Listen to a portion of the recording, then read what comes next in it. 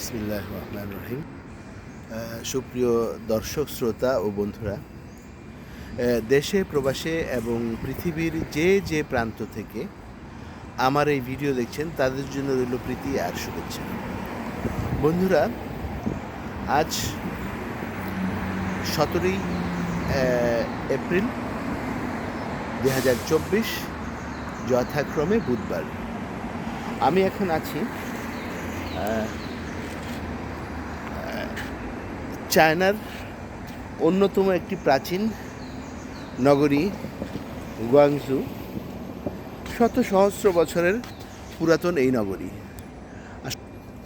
এই পুরাতন নগরী হলে যে পুরাতন ভবন থাকবে, অবকাঠামোগুলো সব পুরাতন থাকবে তা কিন্তু নয়।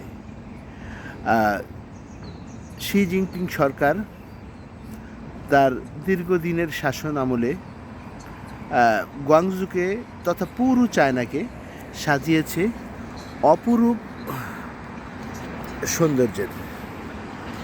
এই সৌন্দর্য আসলে ব্যাখ্যা করে বোঝানো সম্ভব না।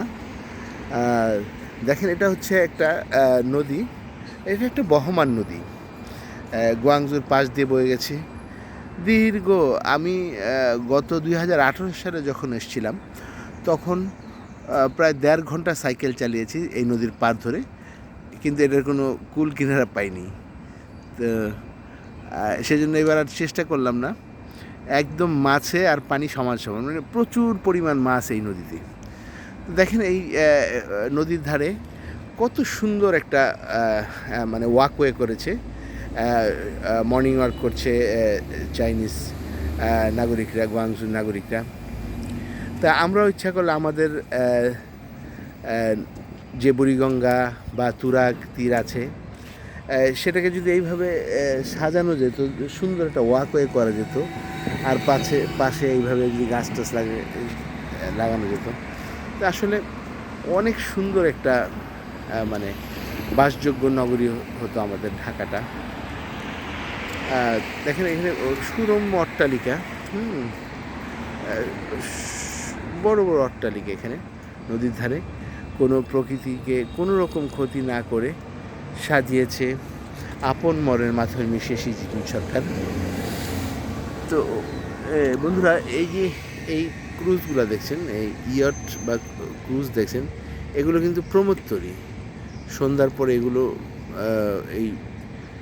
এই নদীর দুই ধারে লাইটিং একদম মানে চোখ ধাঁধালো লাইটিং থাকে। তো আসলে না দেখলে বিশ্বাস করা মুশকিল।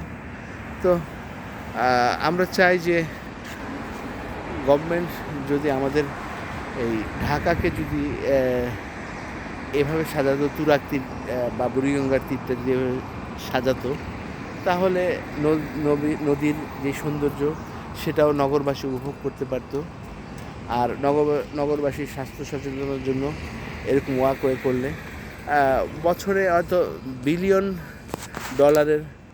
ঔষধ আমদানি থেকে সরকার মুক্তি পেত, দেশ স্বাবলম্বী হতো। সেই প্রত্যাশায় সবাইকে ধন্যবাদ জানিয়ে এবারের মতো বিদায় নিচ্ছি। সকলকে ধন্যবাদ।